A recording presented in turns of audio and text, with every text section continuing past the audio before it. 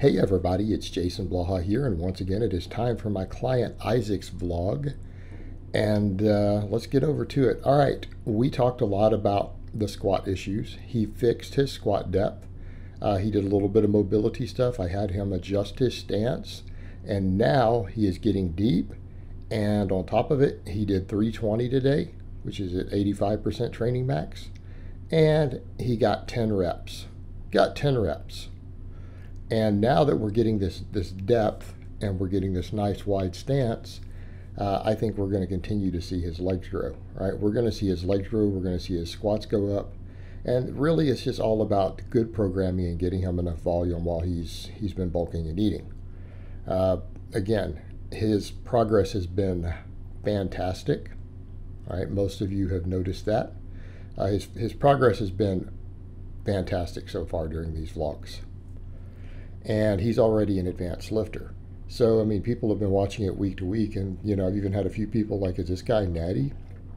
Yep, he actually is. But keeping in mind, as we know from before, he spent a long time below 10% body fat, finally decided to bulk up. And, you know, again, he's joked about the orc mode stuff, and I link all his social media below so that you guys can check all that out. You want to interact with him, you know, again, he enjoys interacting with people. He likes the online attention.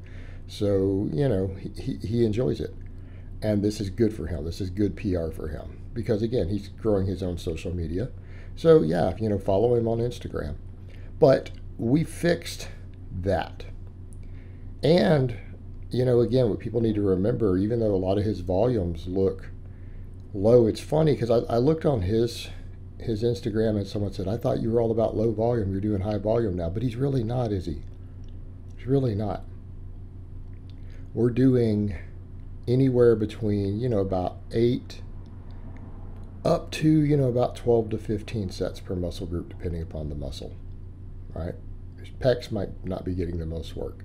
And we might adjust that later too. You know, I mean, if he tells me he doesn't care about the press as much and we just want to focus on the benching because he wants to power lift also, you know, we might look into that of saying, hey, let's not care about the press.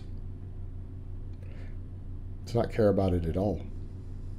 And let's just get your big 3 up and get your pull-ups up and put our recovery there. But realistically, I mean, for chest, though, unless we want to count pull-ups and overhead press towards chest, he's doing 8 sets. Okay, quads, you know, depending on how you want to count deadlifts, we do 8 sets of squats. And then, of course, he did his goblet squats there. That's his only accessory this week. Now, I did have him doing glute ham raises. But here's the thing. He needed to practice the depth. So I wanted a phase of him getting deep and using those goblet squats and getting deeper. But he got 320 for 10 reps. All right, bench 245, he got 13 reps. Yep. At this moment, this client can outbench me. Of course, I've been cutting my benches down, and we're going to get it back up. So I need to chase him after my cut and see if I can get my bench caught up to his. All right. I need to get caught up there. Out squatting, deadlifting, but, you know, he's way out. He's probably outbenching me at this point because I know I can't do 13 reps with 245. Not at this moment. Overhead press. He got 11 and he hit failure. And again, we talk about that we need to not get so hyped up. These things need to be paused, full range of motion. I mean, now it's an impressive display. You know, keep it in mind, this is like 165. And he managed to get 11 reps. But, you know, if we're gonna look at it from a muscle development perspective, they're a little sloppy. The benching was great. The squatting was great. The pressing, we're getting into a little bit of ego here. You know, and again, to the point where he hit failure, range of motions being short-stroked a little bit, you know, in terms of his ability to move, you know, not pausing. So we may end up taking the press out, and I'm leaning towards having him do incline instead. I think it'll do more for his bench. All right, we might work in some incline. You know, because the triceps are not really a concern, right? We're not having tricep issues. So, you know, when I pick a second press for a lot of my lifters, I start looking now at, hey, you know, what is their weak links? All right, well, his delts are not a weak link based on that overhead pressing. So really, if anything, getting his pecs bigger, because he is a nice wide grip bencher, getting his pecs bigger will probably help his bench more than anything, right? Because if you notice, he's kind of got, relative to his shoulders and stuff, the pecs and stuff are a little smaller. So again, putting some extra focus on chest might not be a bad idea. And it's something we'll look at in coming phases. But everything for his back off work is done at 50% this block. We did that aggressive wave, and it almost buried him on recovery. You know, and he's getting too advanced to do any waves, even with a 70% week. He's getting too strong, right? He's not going to be able to recover from that. So from now on, for sets of 10, we're going to keep him at 50%. All right, deadlift. There's his first ramp up. Great deadlift week. He got 405, 410 reps. Now, they're getting a little grindy near the end. You know, and again, but he likes to push hard. And I don't mind my more advanced guys going really hard on that plus set, because it's really the only truly hard set we do every week. Everything else is either ramps to it, which do have a training response, titrating up does, and then, you know, again, metabolic fatigue work. So I don't mind some of my more advanced guys doing it if they can recover, if they're eating enough. But, you know, he and I are talking about recovery. We've been talking about sleep.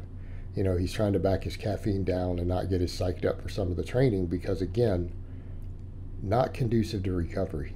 Like, our training volumes and programming are really good for him. Fatigue management, sleep quality really are going to be the next things to address, right? If he wants to keep moving forward. You know, people are like, what do you mean address stuff? He's on fire now. But that doesn't matter. Recovery is going to get harder as he gets stronger, particularly if he starts bulking slower, right? Because he probably needs to slow down the rate of weight gain a little bit, because we are going to have to cut eventually. And, you know, when you don't have the extra food and your strength is going up, recovery starts to become a larger factor. So yeah, it's something we're going to work on. And a lot of you guys know that I'm not a fan of things like pre-workouts. I'm back on no caffeine personally myself, even though the breakfast chats might indicate otherwise, but those are all filmed last year.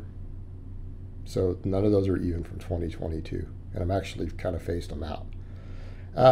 But deadlifts went great for him. Pull-ups, he got his 5 sets, although he had said, I think on the 5th set, he's like, I could only get like 6 reps on the 5th set today, which is fine. A lot of pull-up volume.